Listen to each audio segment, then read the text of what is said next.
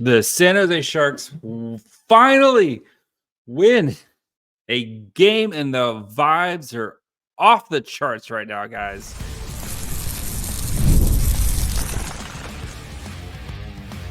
You're Locked On Sharks, your daily podcast on the San Jose Sharks, part of the Locked On Podcast Network, your team every day.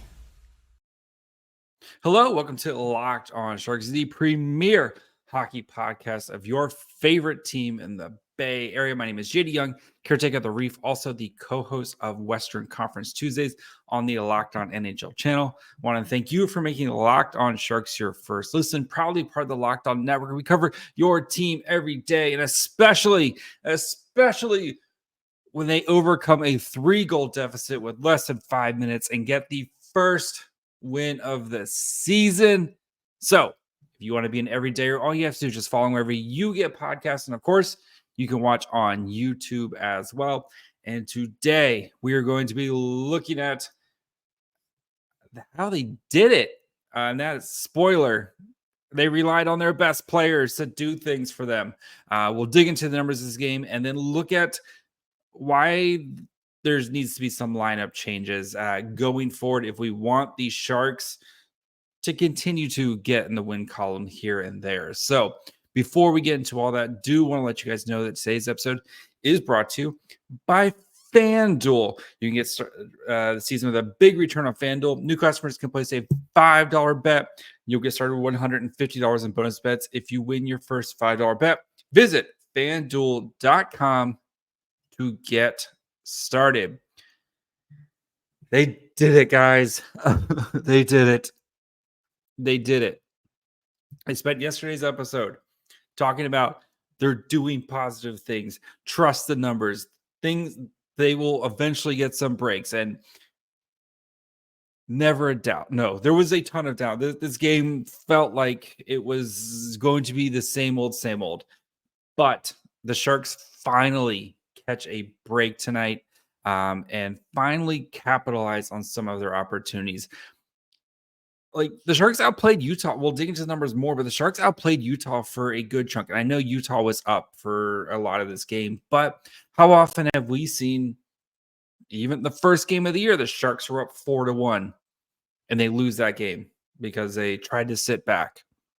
That's just the NHL now. You cannot sit back and you cannot give up when you're out of it. And that's the thing that this team doesn't do this year. They keep playing hard until the very end. That's why this team is different than last year, right? They keep playing. They keep playing hard. And some guys, not great nights to start. Tyler Toffoli, terrible night until the end. Scores the game-tying goal. Mackenzie Blackwood, brutal goal. Came up with some big stops at the end there and in overtime.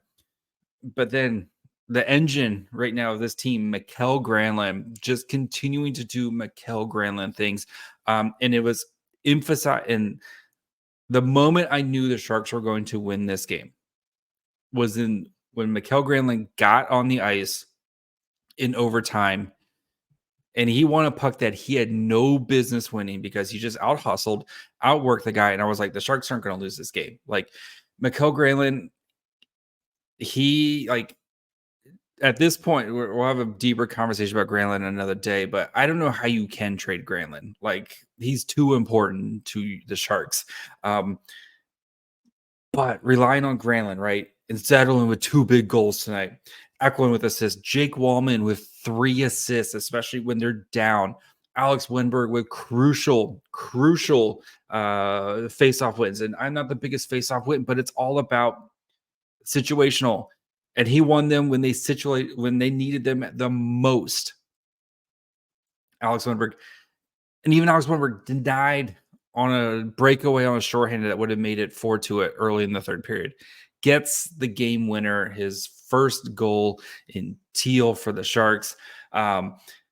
Just what a performance by San Jose. This is what we wanted. Compete until the very end, and they did it tonight, right? This could have easily been, another 4-1 loss. The Sharks, they tried hard. They didn't get their opportunities. And even the way they started this game, and they got some bad luck, right? And didn't capitalize, but they were the better team to start this game. Utah pushed back, and Utah was able to score twice in the first period. But the Sharks kept playing hard, and it's when this team gets more talented players like Macklin Celebrini back, and with Will Smith, whenever he's kind of continues his development here, and when you get more guys on like this, the DNA is there for this to be a competitive team, right? And especially with guys like Granlund and guys like Eklund and guys like Zetterlund and Tyler Toffoli and all these other guys like this, the DNA is there for this to be a competitive team and not just to roll over and to continue to fight. And that's what they did tonight, and they were rewarded. And just the monkey off the back, like I know they got a game tomorrow, right? And they play the Kings tomorrow at home, second night. And I wouldn't be surprised if the Sharks start out on fire tomorrow against the Kings. Like, do not be shocked, but you get the first one, right?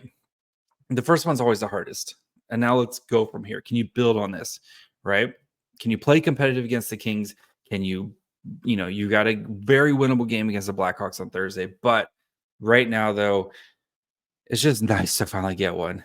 It is just nice to win one and not have to keep up this like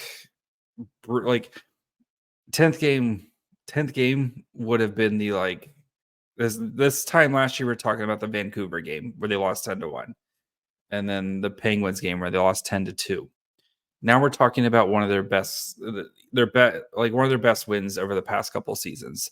I think you could talk about this one, the Red Wings one from last year. Like, there's a couple of these, but this one, it just feels different because it feels like things might be starting to kind of click into place here as some of these guys. And when you get Celebrini back, and if Will Smith can, start to become more of an everyday player. And I know right now they're trying to, with the back-to-backs, I think they want him at home, right?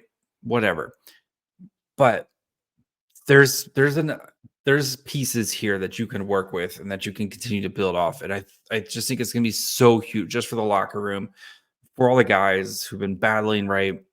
Just to finally get that first win. And I know it's going to a short turnaround, playing the Kings tomorrow at home.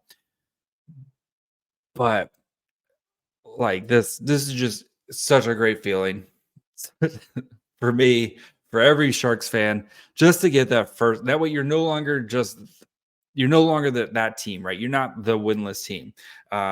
You're not that team anymore that everyone's like, they're making the graphics. Oh, what's wrong with the Sharks? The last winless team. You're just not that team anymore, right? You won one. Can we start to build on it? So, yeah, seriously, Mikael Granlund, an absolute monster tonight. So, Granlund finishes with a goal. What did he have? How is Granlund not one of the 3 stars of the game? That is robbery. I usually don't look at the 3 stars. Wenberg and Zetterlund was stars, and one of the Utah players was a star, but Granlund had 2 assists and a goal tonight and was absolutely a monster on everything the Sharks did. Toffoli with a goal and assist tonight, right? Wallman with 3 points. Zetterlund, like I said, 2 goals. Eklund with an assist tonight when they were in the crucial moments there to bring this thing back. And just so happy right now, guys. I'm just so happy. So we'll dig into the numbers of this game, look at kind of how the Sharks, they stayed in this thing. They stayed in this thing the whole game. And finally, at the very end, they were able to finally kind of put this thing away. So, we'll start digging into the numbers here in a minute. Then we'll look at some lineup changes here as the bottom 6 is, I think, what's really holding this team back from maybe trying to find another gear. So we'll look at some potential lineup changes, what I would do, noted idiot JD Young would do. So we'll get to that here in just 1 second. If you want to grab tickets to the game at the Tank, or maybe you want to go next time the Sharks go out on a road trip or go catch a Niners game or whatever, you need to check out our good friends over at Game Time. They have a new feature called Game Time Picks that makes getting tickets for your favorite live events even easier. Game Time Picks filters out the fluff to only show you incredible deals on great seats, so you don't have to waste time searching through thousands of tickets. They have curated deals that make it easier to find the best price on great seats. You can also, of course, see your views before your seat. Nothing worse than getting to an event and realizing my seats stink, especially if you're going to Utah on that one side where you can't see the goal. So take the guesswork out of buying tickets with Game Time. Download the Game Time app, create an account, and use code LOCKEDONNHL for $20 off your first purchase. Terms apply. Again, create an account, redeem code LOCKEDONNHL for $20 off. Download Game Time today. What time is it? Game time. And if you want to get in on the NFL action, you can do that with FanDuel, America's #1 sportsbook, because right now, new customers can bet $5 and get $150 in bonus bets if you win. The FanDuel Sportsbook app gives you everything you need to place live bets on the NFL all in one place. So if you had the Steelers winning tonight, probably feeling pretty good. If you had the Sharks winning tonight, because you knew eventually they had to do it, you're probably feeling good right now. So when you get the hunch in the middle of a game, you can check out the latest stats, view live play-by-play, and so much more on the same page where you place your bets. Just visit FanDuel.com to join today. You'll get started with $150 in bonus bets if you win your first $5 bet. That's FanDuel.com. Never waste a hunch and make every moment more with FanDuel, an official sportsbook partner of the NFL. All right, let's dig into the numbers of this game. So 5v5, we had about 50 minutes of that. Sharks, 54 to 51 shot attempts. Corsi for 51.43 to 48.57 in favor of the Sharks.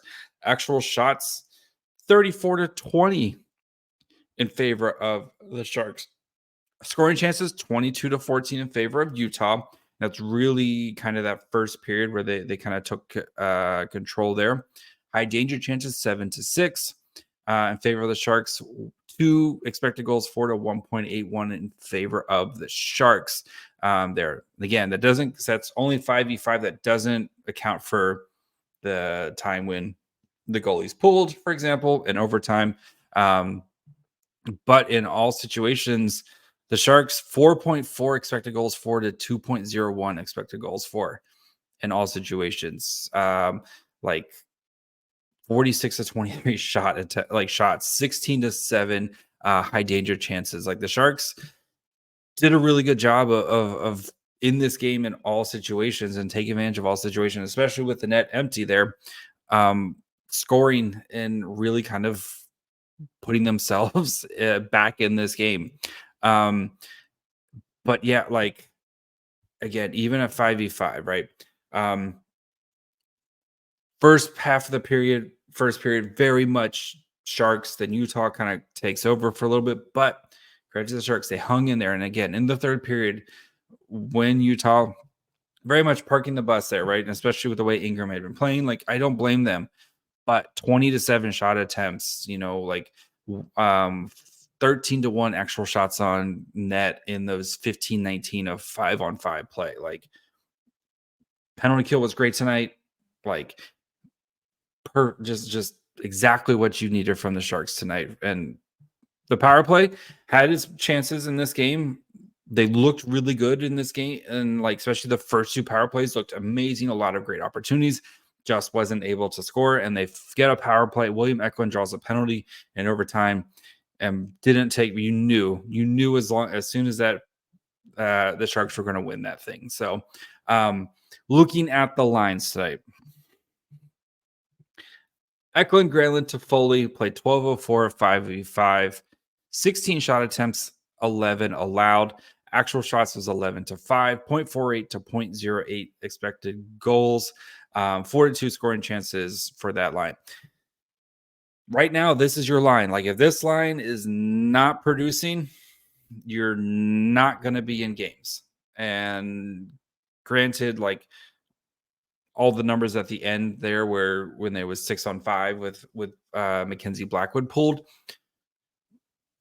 This is your line. Like until Celebrini gets back and you can put together two lines, this is your line right now of Eklund, Granlund, Toffoli, and the Sharks are going to live and die by this line because this is their best players, and they leaned on their best players tonight. And this line was getting worked beginning of the game because I always check, like I always throughout the game, I check the natural stack trick. I look at the lines, see how they're performing in this.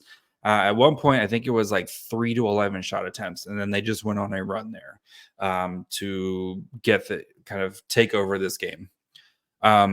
The Gushchin, Wenberg, Zetterlund line, which was great tonight. 952, 10-6 shot attempts, 6-1 actual shots, had a goal for that beautiful Zetterlund goal where he just very Timo Meyer-esque, just I'm going to the net and there's nobody who can stop me. Beautiful play. Love to see Zetterlund. Feels like he's rounding into form right now, which is what we needed to see.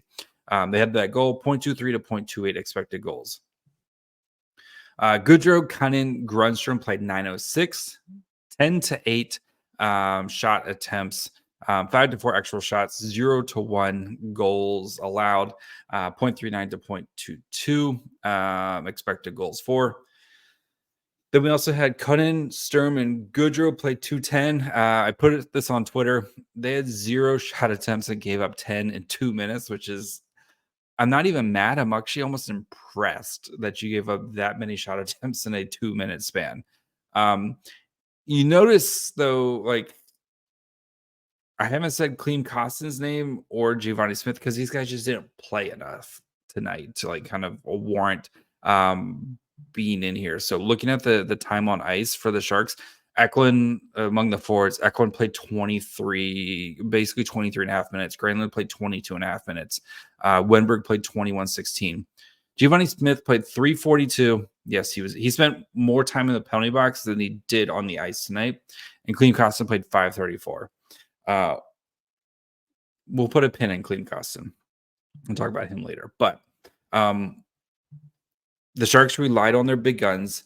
Basically, by the end of the game, it was, especially in the third period, they were rolling the Granlund line, the Wenberg line, and then they were rotating some sort of Goodrow, Cunnin, Sturm,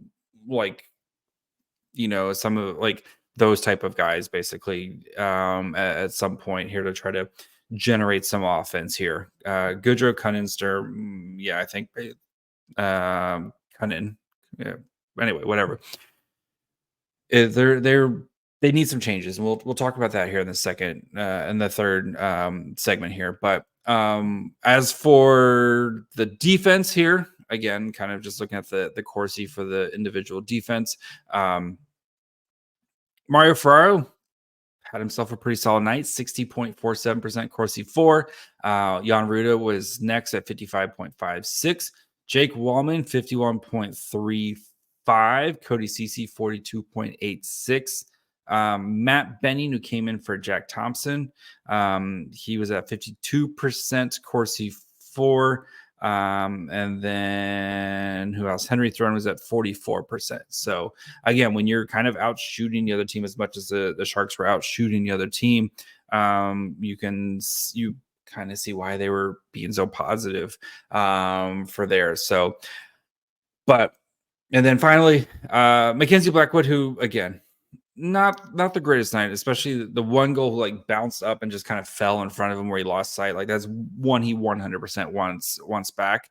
4 goals against on 23 shots. Expected goals against was 2.01. 3 high danger saves on 5 high danger shots. 5 for 6 on mid danger. Then 10 for 11 on low danger. So 100% expect Vitek Vanacek and net on Tuesday against the Kings. And then we'll kind of see if Vanacek has a great game against the Kings. I wouldn't be surprised if the Sharks go back to him on Thursday. But we'll kind of see. So it's been a very much between these two goalies, kind of trying to figure out whose kind of crease it is right now, because it feels like every time one of them feels like they're about ready to maybe kind of take advantage here and maybe kind of take a hold of it, they take a step back, right? And that Vegas game, Vanchek wasn't, like he didn't get a lot of help that game, but again, like whatever, it is a Vegas game. So we're not talking about that. We're talking about this game, which was great. All right, we're going to look at some potential changes here for the Sharks, especially as they go home. San Jose Barracuda are home. Do we see some changes to try to make this team a little bit more well-rounded against a very good Kings team? So we'll get to that here in just 1 second.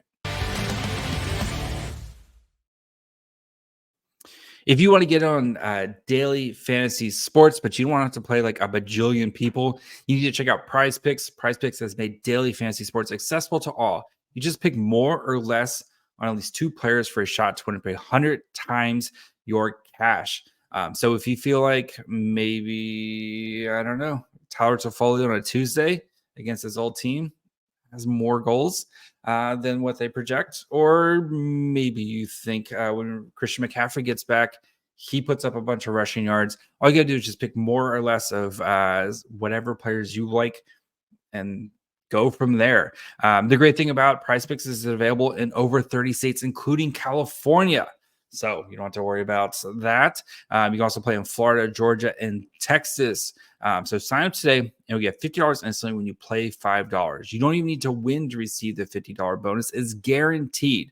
Download the app and use code LOCKEDONNHL to get $50 instantly after you play your first $5 lineup. Again, download the app, use the code LOCKEDONNHL, LOCKEDON for $50 instantly after you play your first $5 lineup. Prize Picks. Run your game.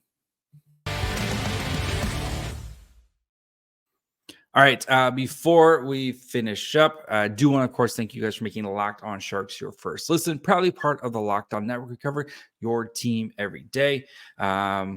When you're done checking out this show, go check out one of the other great shows here on the Locked On Network, including Locked On Fantasy Hockey. So if your team needs some help, they'll tell you who to kind of look through the waiver wire, maybe guys to target in trades, who you need to just dump off your roster. Plenty of good stuff there. Or check out one of the shows here in the Bay Area. You got Locked On Warriors with Steph Curry now out. I'm sure the sky is falling. You have Locked On Niners, which of course there's never any drama around the Niners. Locked On A's, Locked On Giants, plenty of great stuff here in the Bay Area. So make sure you follow along with any of those shows wherever you get podcasts. And of course, you can watch on YouTube as well.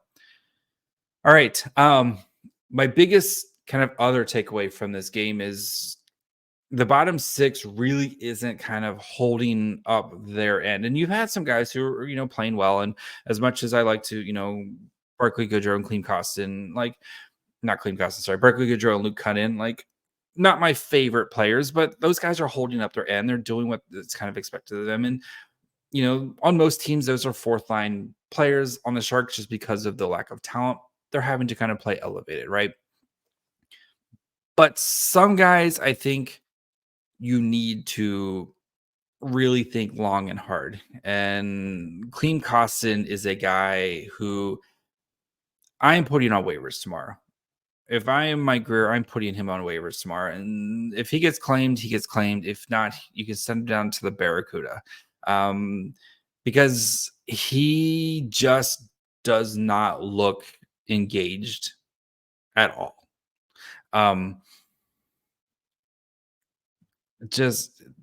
He looks like he doesn't want to be here, which is fine, right? And we talked about it a little while ago. Maybe he could be this year's Jacob Peterson, where he looks really great at the end of last year, and then when things really kind of matter, or new situation, just not that guy.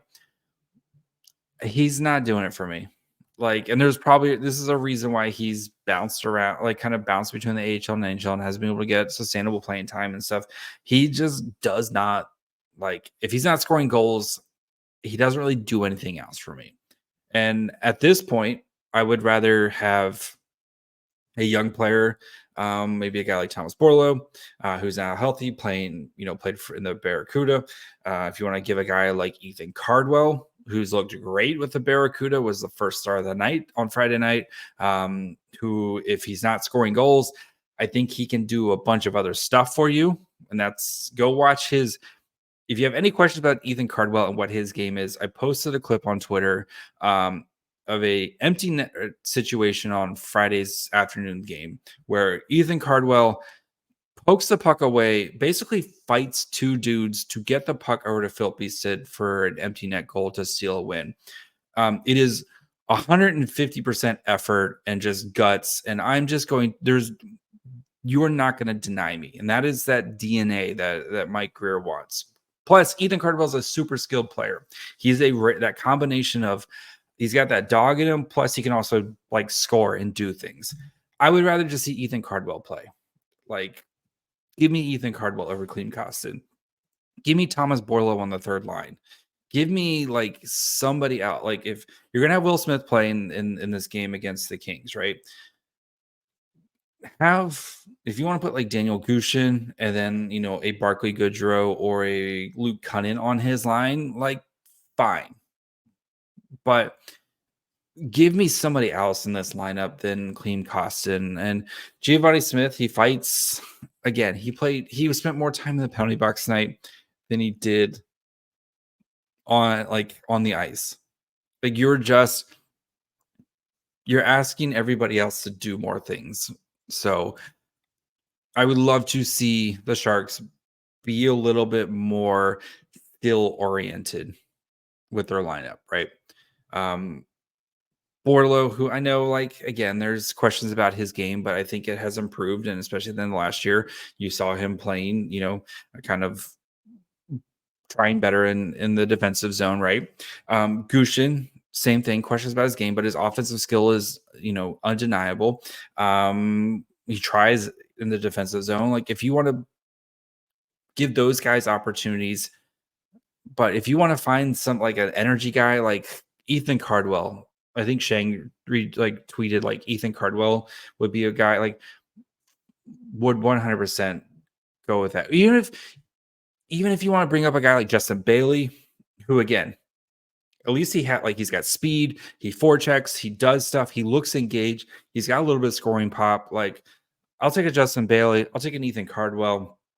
Just give me somebody with a little bit more skill than some of these other guys who are like Klim Kostin, who is just not doing anything for me. And you saw tonight, even on one of the goals where he like, I don't know, he loses a battle that he has no like a board battle that he has like a 5-foot head start on a guy and just loses it. And I know he probably, maybe he's expecting some more help and stuff, but like, you have like a 5-foot head start skating on a guy and you just can't get the puck up. Like, you just can't win the puck there. Like, yeah.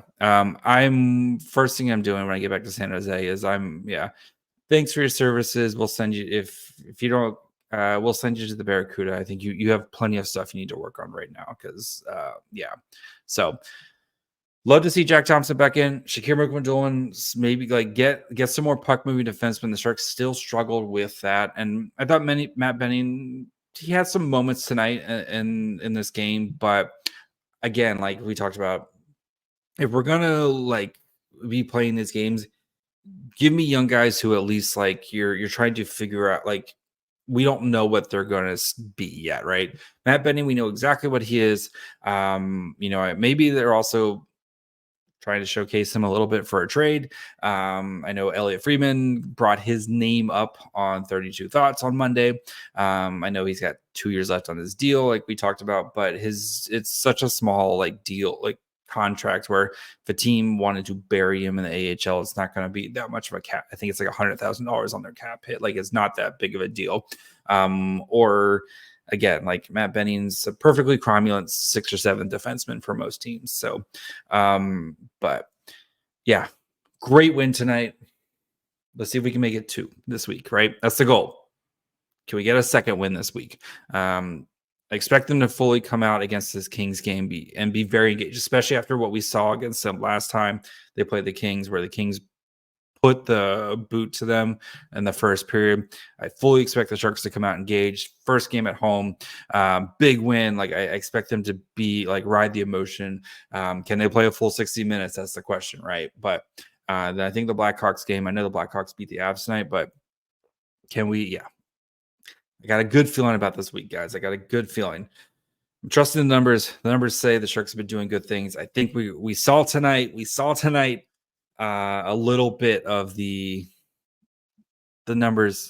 The numbers may be swaying in our favor here. So that's gonna be it for me today. We'll be back tomorrow to break down Sharks Kings. Hopefully, like I said, Thursday. Looking like we got an interview getting lined up here. If not, we'll have something else to talk about. So make sure you're following wherever you get podcasts. And of course, you can watch on YouTube as well. Follow the show on Twitter, Facebook, and Instagram at Locked On Sharks. Follow me on Twitter at MyFryHole. Till tomorrow. Bye, friends.